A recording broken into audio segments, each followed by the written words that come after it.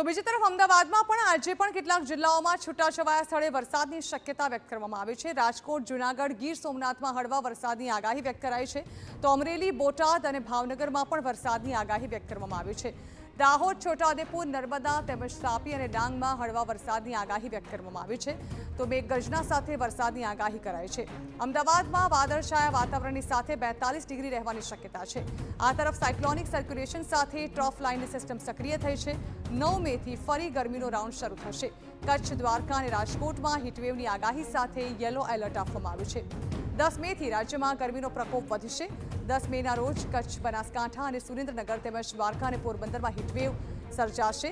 રાજકોટ, અમરેલી, ગીર સોમનાથ, વડોદરા, સુરત અને ભાવનગરમાં પણ હીટવેવની આગાહી આપવામાં આવી છે।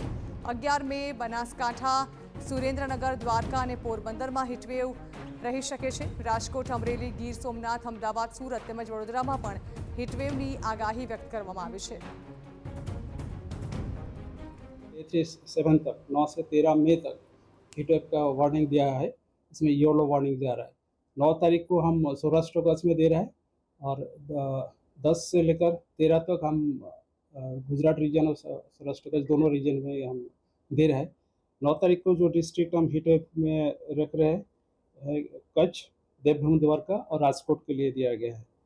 आगे फिर 10 से लेकर 13 तक दोनों क्षेत्रों में हीटवेव का वार्निंग दिया गया है येलो वार्निंग के साथ।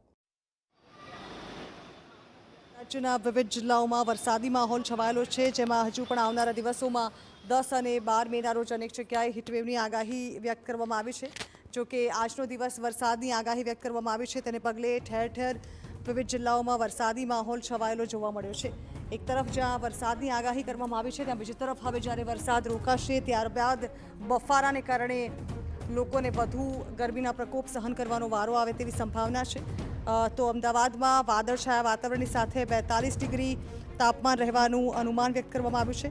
સાયક્લોનિક સર્ક્યુલેશન સાથે ટ્રફ લાઇનની સિસ્ટમ સક્રિય થઈ છે, જેને પગલે હાલ વરસાદી માહોલ અને સાથે સાથે ત્યારબાદ હીટવેવની પરિસ્થિતિ સર્જાય તેવી પણ સંભાવનાઓ હાલ જોવાઈ રહી છે, જેને પગલે અત્યારે ડબલ સિઝનનો સામનો કરવા માટે લોકોએ તૈયાર રહેવું પડશે।